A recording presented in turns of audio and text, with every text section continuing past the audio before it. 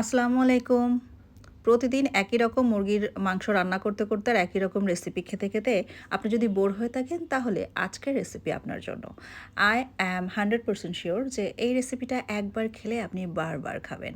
আর এত ইয়ামি, এত একটা সুন্দর ঘ্রাণ যেটা একদম বলার বাইরে। তো চলুন চলে যাওয়া যাক রেসিপিতে। তো ১ম এ এখানে আমি শুকনা মরিচ, আদা, রসুন, পেঁয়াজ আর কিছুটা বাদাম একসাথে একদম পেস্ট করে নিলাম।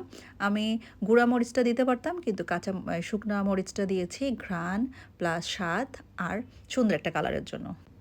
প্রথমে আমি মুগ ডাল ১ ঘন্টার মতো ভিজিয়ে রেখেছিলাম। তারপরে ভালোভাবে পানি ঝরিয়ে ঘি দিয়ে ভালোভাবে ভেজে উঠিয়ে রাখলাম। এখন সরিষার তেলের ভিতরে আমি ফোড়ন দিয়েছি তেজপাতা, আ দারচিনি আর হচ্ছে শুকনো মরিচ। তো এটা ফোড়ন দেওয়ার পরে আমি দিয়ে দিব পেঁয়াজ। পেঁয়াজটা লাল, লাল হলে আমার সেই বাটা মসলাটা দিয়ে দেব। যেখানে বাদাম, আদা, রসুন আর হচ্ছে শুকনো মরিচ পেস্ট করা আছে আর সাথে পেঁয়াজ আছে। তো এটা ভালোভাবে কষাতে হবে যেহেতু বাদাম দেওয়া আছে নিচে একটু লাগা, লাগা বা লেগে যেতে পারে। তো সেজন্য আপনাকে বারবার নাড়তে হবে যেন নিচে পুড়ে না যায়। তারপরে পরিমাণ মতন হলুদ, লবণ, ধনিয়া আর জিরার গুঁড়ো দিয়ে দিয়েছি। এখন আমি ভালোভাবে মসলাটা কষাবো। তো অলমোস্ট বেশ খানিকটা কষানোর পরে যখন কাঁচা গন্ধটা চলে যাবে মসলার, তখন আমি এখানে টমেটো ২ টা পিউরি করে নিয়েছিলাম।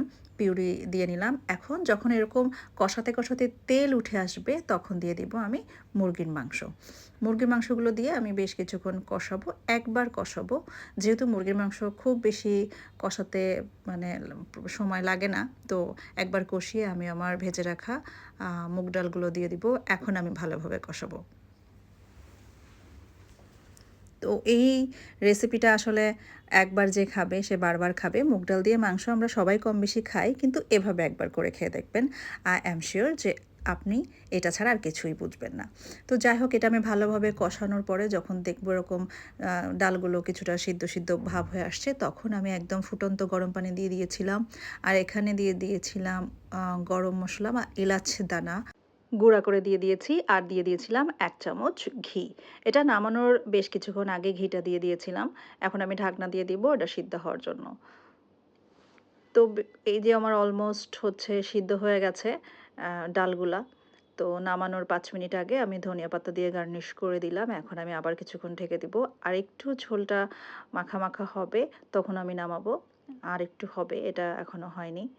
তো এই তো একদম সিম্পল যখন এরকম মাখা, মাখা হয়ে আসবে তখন আপনি গরম, গরম ভাতের সাথে একদম লেবু চিপকায়ে কাঁচা মরিচ নিয়ে সাথে কাঁচা পেঁয়াজও নিতে পারেন। জাস্ট গরম ভাতে খেয়ে দেখবেন। এটা ভাত, রুটি, পরোটা, এ পোলাও যেটা দিয়ে খেতে মন চায় সেটা দিয়ে খেতে পারেন।